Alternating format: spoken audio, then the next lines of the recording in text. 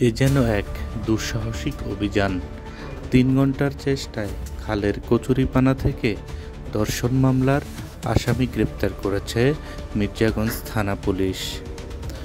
কচুরিপানা ভর্তি গভীর খালের পাড়ে কাজ করছিলেন ধর্ষণ মামলার এজাহারভুক্ত আসামি বেলাল হোসেন।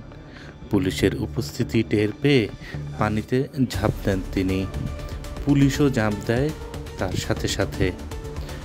প্রায় ৩ ঘন্টার চেষ্টায় কচুরিপানার মধ্য থেকে বেলালকে গ্রেপ্তার করতে সক্ষম হয় মির্জাগঞ্জ থানা পুলিশ।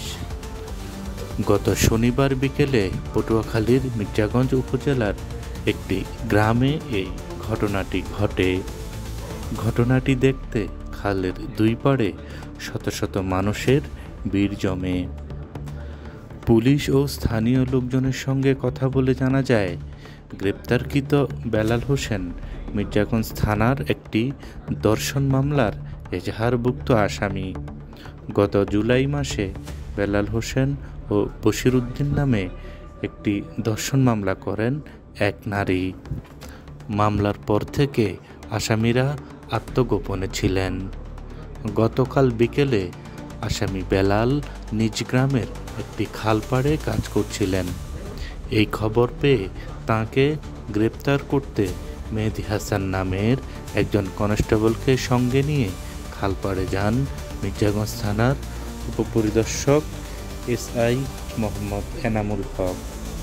পুলিশের উপস্থিতি টের পেয়ে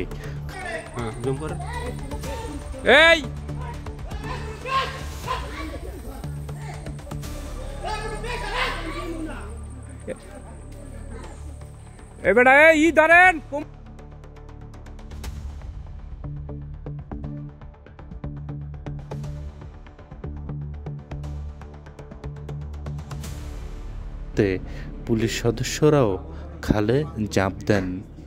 অনেক খোঁজাখুঁজির পর প্রায় ৩ ঘন্টার চেষ্টায় কচুরিপানার ভেতর থেকে বেলালকে গ্রেপ্তার করে পুলিশ।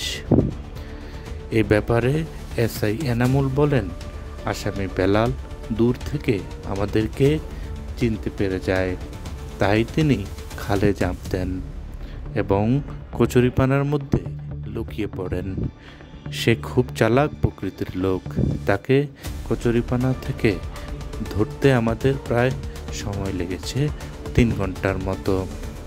পুলিশের এই দুঃসাহসিক অভিযান স্বৈরাচার সরকার পতনের পর থেকে পুলিশ যেই ইমেজ সংকটে ভুগছিল তা কিছুটা ফিরে আসবে বলে আশাবাদ ব্যক্ত করেন মির্জাগঞ্জের সাধারণ জনগণ। সাইফুদ্দিন, আমার বাংলা সংবাদ।